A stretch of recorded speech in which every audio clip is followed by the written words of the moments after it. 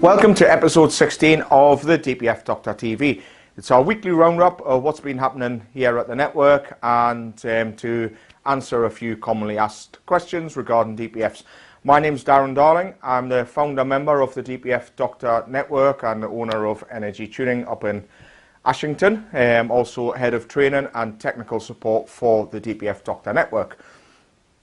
So this week we're delighted to welcome a new accredited member down in Luton, Wayne Vickers at WV Autos down there. So great guy, known him for some time now, and we've been in discussions for a while. So he's just moved premises into a larger workshop, so now was the right time to join the network and to up his DPF game. So looking forward to working with him. So another professional guy that'll fit in great with the rest of the members of the network. So what's been happening?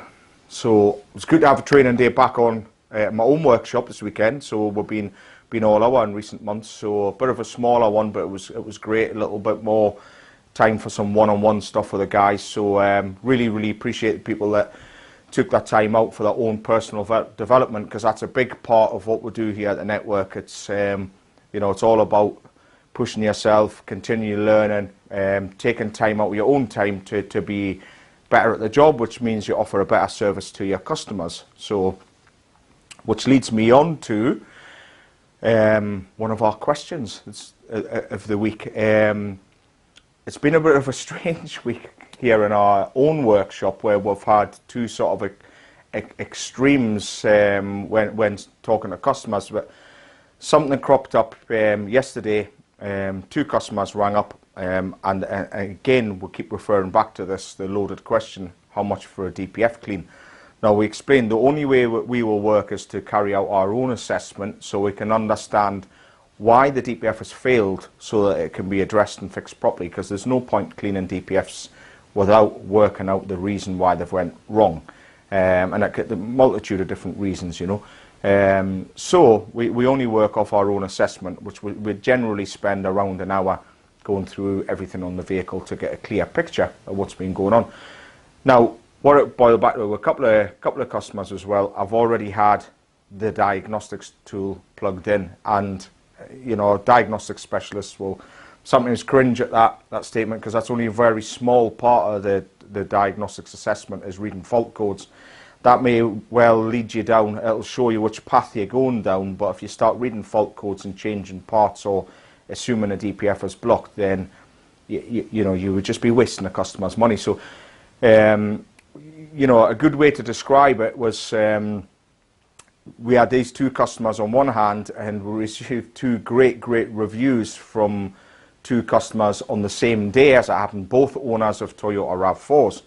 Both of them vehicles had been into workshops and had been diagnosed as a DPF problem, and that's absolutely fine.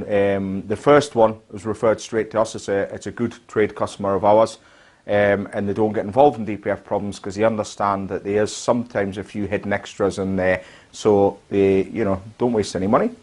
Get the customer down to us, and we assess the problem and get a proper fix on it. The other RAV4 was one that had been in and out of main dealers, and they were struggling with it continually, horrendous white smoke, been into another specialist after that, and they struggled to fix it. So both them RAV4s ended up at my own workshop, and the same as ever, explain to them the first thing I'll have to do is carry out an assessment so I can understand what's going on with the vehicle so I can fix it.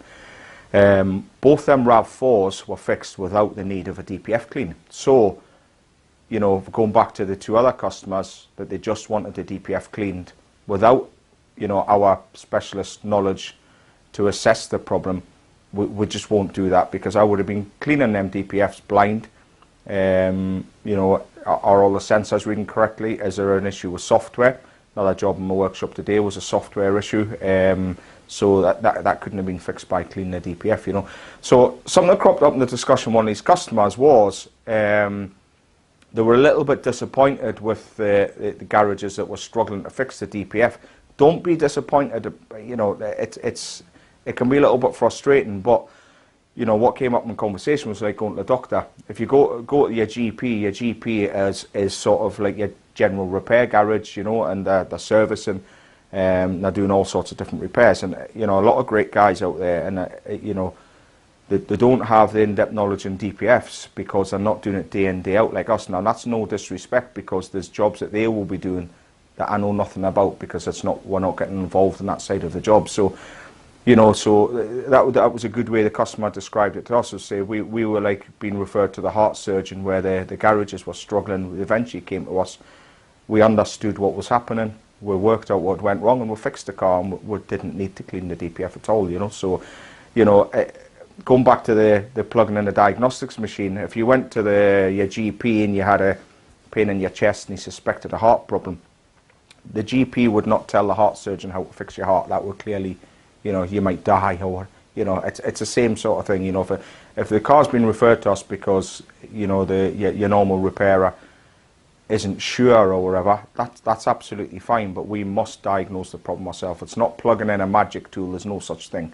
You can't read a fault code and then that will tell you what's wrong with the car. That will only see what's not reading correctly. So, you know, if a sensor's given the incorrect information to the ECU, then it'll flag a fault code. You know, it doesn't mean to say that the DPF's blocked. So, you know, our assessment's a lot more in depth than that. So you know what, 4 people on the same day, two very different customers. So I thought we'll address that one.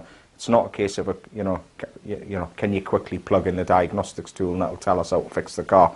It's just simply not as easy as that. So the people that sort of value our, you know, our reputation, you know, read our reviews out there.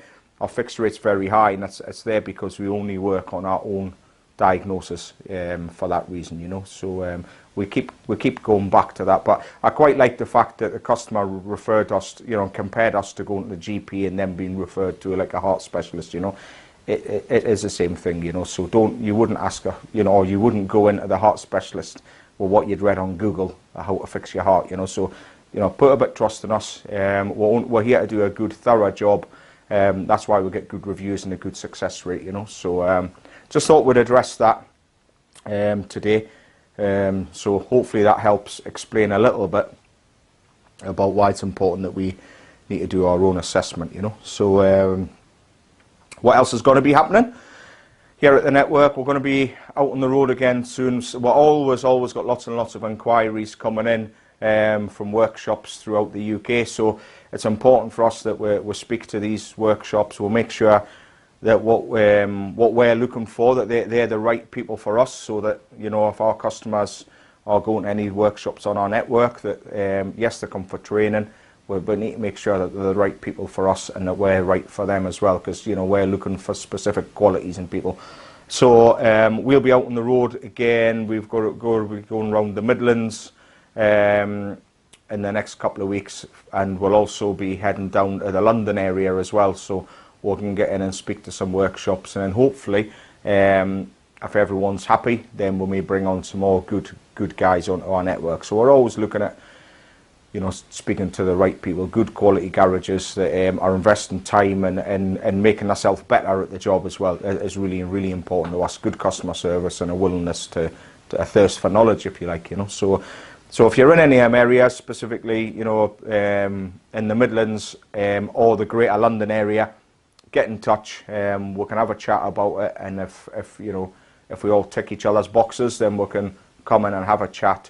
I like to go into workshops because that way people can see that, you know, we're not a salesman. I've been in the trade 28 years, and I'm happy to go into the workshop with your own technicians and ask your questions, and I'll answer them, you know. So I'm there to sort of, you know, put your mind at ease, see where you're going wrong, see where we can help and stuff like that. So, you know, if you feel like that you're maybe not on top of your DPF game, but you want to improve it, get in touch. We'll pop in and see you, and we'll have a chat with yourself and any of the other technicians in the workshop. So so that's it for episode 16.